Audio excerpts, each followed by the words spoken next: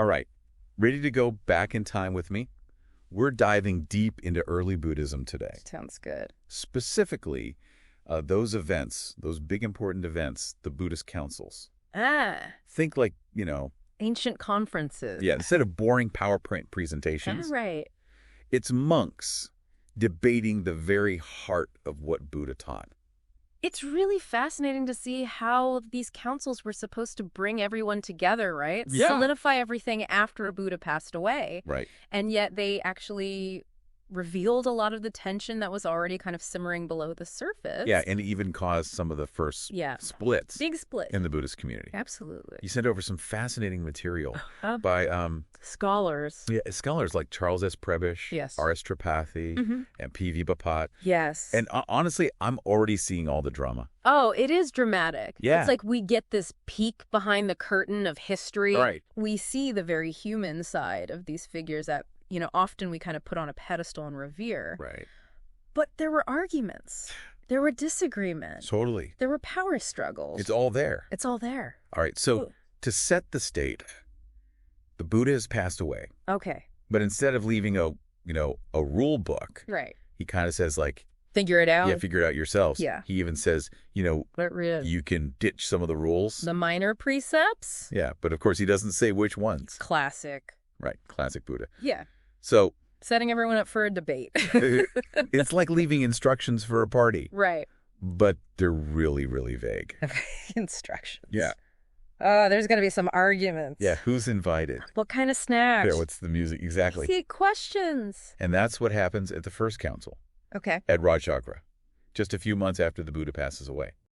We've got 500 monks all gathered together Wow. to create basically the first Buddhist scriptures, what we know now as the Tipitaka. Yeah. This is supposed to be a moment where everyone comes together. Yeah. But even here... Cracks are showing. Yeah, the cracks are showing. Already. Prebish even points out there's debate about who's in charge. Oh, interesting. Right. Yeah. Is it Mahakassapa, prominent disciple of the Buddha? Yes. Or is it Ajnata Kondinya, who was like the first arhat after the Buddha himself? Okay. Right from the beginning. Yeah. Different accounts. Right away. Yeah. No consensus. And there's Ananda. Oh, yeah. Buddha's, like right-hand man. Yeah. Basically his personal assistant. Like his secretary. Yeah, who memorized everything. Oh, wow. All the teachings. Yeah. And he almost didn't get to be part of the council. Oh, no. Why? It came down to Enlightenment. Yeah. And Nanda hadn't achieved full enlightenment yet. Arhantship. Okay. Which was seemingly required to even be at this council. So the pressure must have been immense. Can you imagine? Yeah. And, he pulls it off. he does. Last minute. He supposedly achieves arhantship the night before the council even starts. Wow. Talk about cutting it close. Right. But even then, he still gets called out Oh, no. for a few things. Oh. The sources call these faults. Okay. One of them, he let women be the first to salute the Buddha's body. Oh, interesting. And that's already kind of a sign yeah. that Yeah. there were different opinions about the role of women in Buddhism. So early on already? Yeah. That tension's there? Yeah. Fascinating. So not exactly a perfect picture of harmony. No. What else happened? Well, there was this guy named Purana Okay. who shows up late Oh, to a party, to the Yeah. council, Right. and he just refuses to accept what everybody's already agreed on. Oh, I love this guy. He's like, nope, I'm sticking to my version. He's a rebel. What does this tell us? Well, it tells us even when everyone's trying to come together, Yeah. there are these really strong personalities, Yeah. different interpretations of what happened. Right. This council might get portrayed as this harmonious moment. Yeah. In some of the texts. Yeah, but the reality was a lot more complicated. Right. So already early Buddhism, not this unified thing. Not at all. We've got disagreement. Yeah. Seeds of disagreement. Absolutely. Already planted. Yeah. Things get Worse. more heated at the second council. Much more heated. 100 years later, Vaisali. Yes. We got the first big schism in Buddhism erupting. The big one. And it all starts with money. And milk? Monks, money, and milk. Yeah, that got you right. I'm intrigued. Tell me more. So the monks of Vaisali, they're accused of 10 extravagances. Okay. Some of them seem pretty minor, like keeping salt in a horn. Right. Or drinking unchurned milk. But the one that really got people riled up was handling gold and silver. Ooh, yeah. And there's this monk, Yasa. Okay. He's not okay with this. So Yasa is our whistleblower. Yeah, I guess you could call him that. What happens to him? Well, they kick him out of Vaisali for Yeah. speaking up. Wow. But he doesn't give up. Yeah. He finds other influential monks, Okay. gets them on his side, and eventually they convene a council. To talk about these 10 points. Yeah, the 10 points of contention. All right. And you know who's at the council? Who? Our friend Ravada. Oh, from the first council. First council, yes. He seems to have a knack for being where the action is. Yeah. He's at all the important events. Yeah. So they debate these 10 points. Okay. And in the end, they condemn them. Okay. But here's the thing. Yeah. This doesn't actually fix anything. Instead, it leads to the first big schism. The first official split. The first official split in Buddhism. Okay, so who splits from who and why? The Mahasamgikas. Hmm. Which means the great group, Mm-hmm. they break away from the Staviras. The elders. The elders. Had it. Now, here's what's interesting. Okay. Even the Mahasamgikas, they condemned those first 9 points. So it really comes down to money. It seems that way. Handling of wealth. Yeah, was it the real reason? Was it the catalyst? Or was it just a symptom of something bigger going on ideologically? What does it tell us about wealth and power in the early Buddhist community? 2 councils down. 2 councils down. And the cracks are getting wider, Yeah, leading to that first official split. that's right. This is so much more complex than I initially imagined. It gets even more complex. Yeah. There's another council, sometimes called the second council. A second council. Yeah. All right, you've got my attention. Okay, so this second council, Mm-hmm.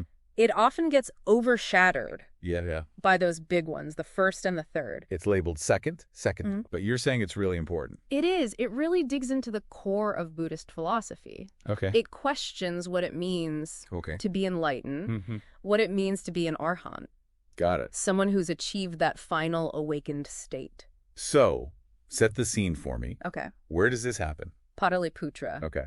About 37 years before Oh, wow. the more famous Third Council with Ashoka. Okay. And at the heart of it Yeah. is this monk, Mahadeva. Mahadeva. He starts asking some really controversial questions man. about arhats. Okay, hold on. Yeah. We've been talking about arhats. Right. Like they're these, Enlightened beings. yeah, rock stars of early Buddhism. Right. What's there to question? Well, Mahadeva, he challenges this idea Okay. that arhats are perfect, Okay. that they're totally free from anything that would hold them back. Mm-hmm. He says even arhats could still be tempted What? by like sensual desires. Seriously. Yeah, and that they might So he's saying they could still want that extra slice of cake. maybe, yeah, Or like second guess their choices. possibly. That's a radical idea. Yeah, for that time. Yeah. Very radical. Wow. He also said that they might still have some ignorance Okay. and they could experience doubt. Doubt. Wow. Yeah. And that they could learn from other people, Mm-hmm. even achieve enlightenment Yeah. through like a sudden realization. Like an exclamation, an aha moment. Right. Yeah.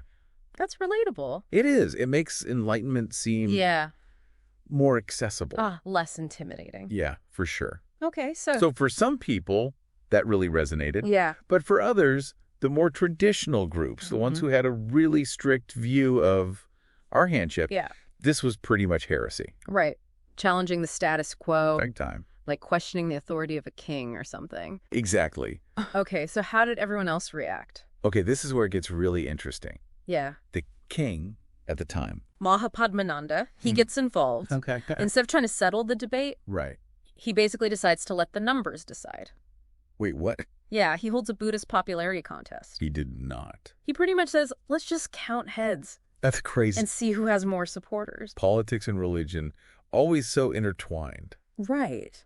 Okay, but what happened? It solidified the split Okay, but, between the Mahasamgikas, right, the great group. yeah, and the Stavaras. The elders. The elders, exactly. So this second council was a major turning point then. Oh, absolutely. It really highlights the challenges Yeah. of interpreting a figure like the Buddha. Yeah. Like, what does enlightenment really mean? That's the question. Is it a final destination? Yeah, perfect. Unwavering wisdom. Or like, an ongoing process. yeah, With maybe some bumps in the road. I like that. Yeah. Still relevant today. Huge questions. Yeah. That Buddhists are still wrestling with.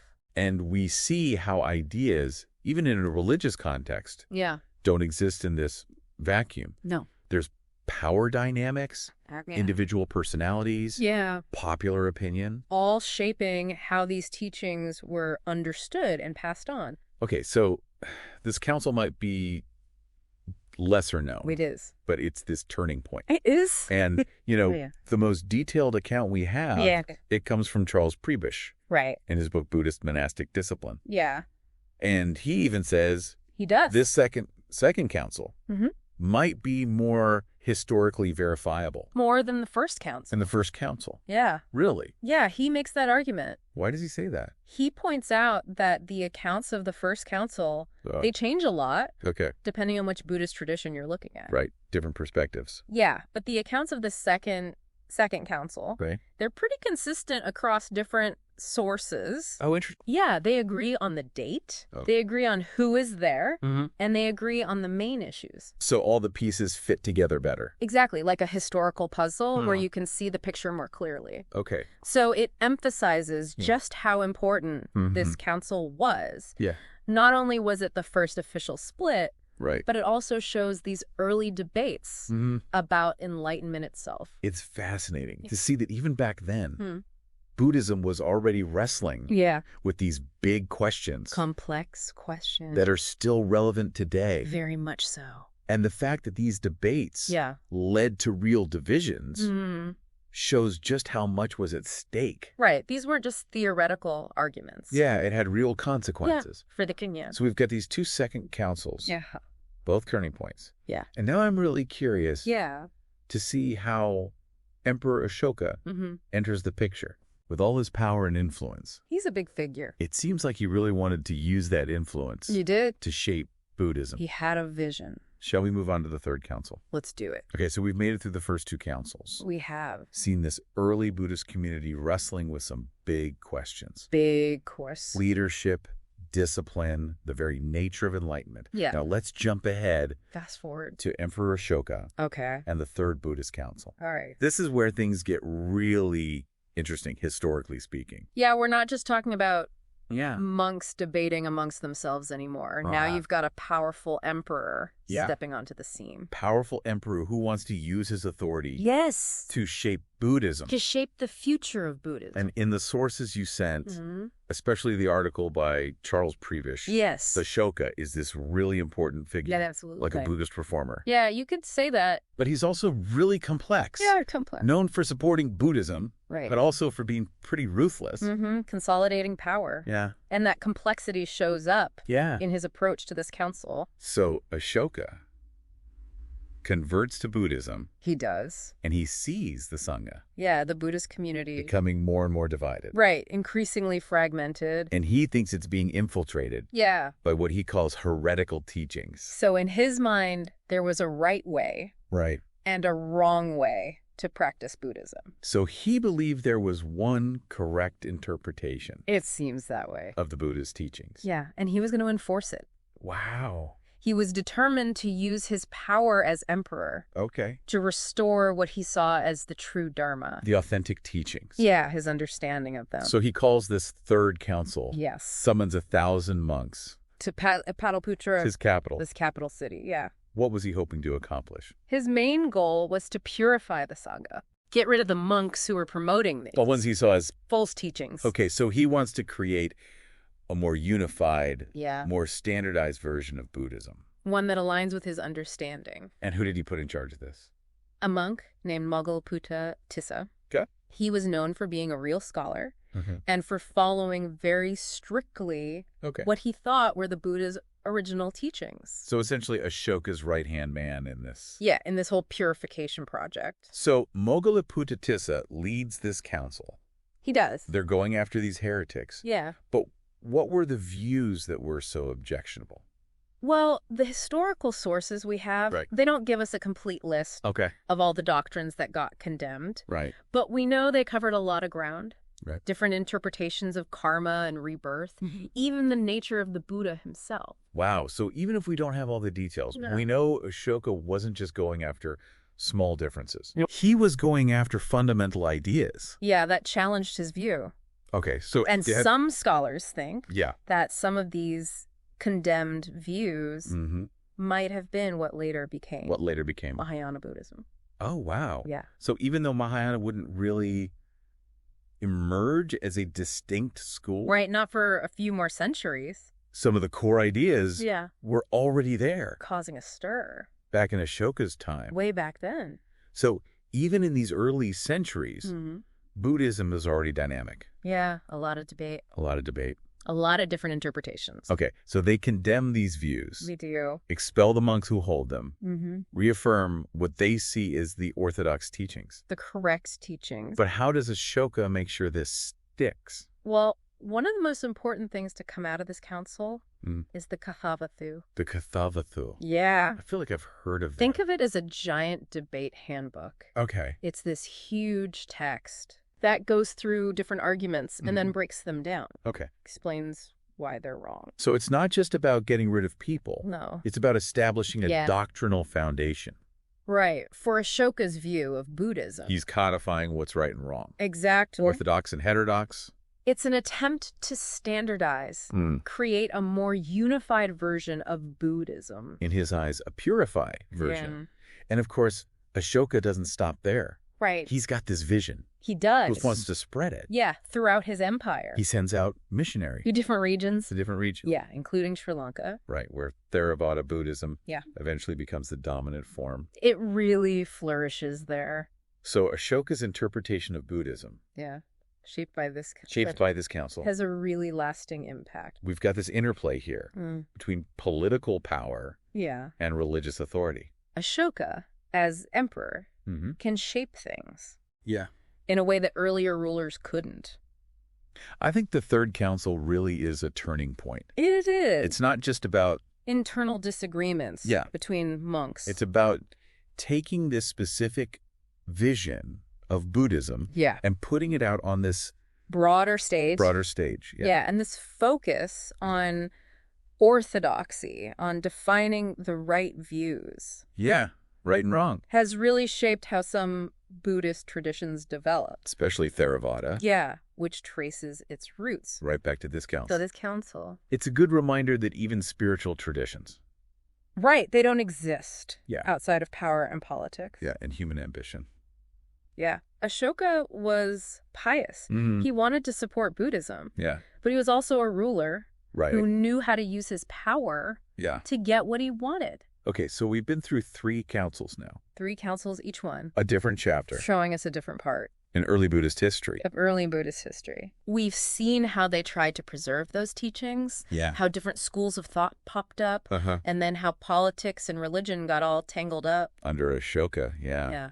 What a journey. It's been amazing. It really makes you think about how these events, From centuries ago. yeah, centuries ago, Still have an impact today. we see it in the different Buddhist schools, the way we understand enlightenment, Right. even how Buddhism spread around the world. That's the power of history, right? Yeah. We see how complex it was. Yeah. And how those ideas and events are still with us today. I don't know about you, but I'm feeling really inspired Me too. to keep digging Yeah. into these sources. Uncovering those hidden layers. Yeah. So fascinating. That's the great thing. right. There's always more to learn. Always more to discover. Until next time, keep exploring and keep questioning.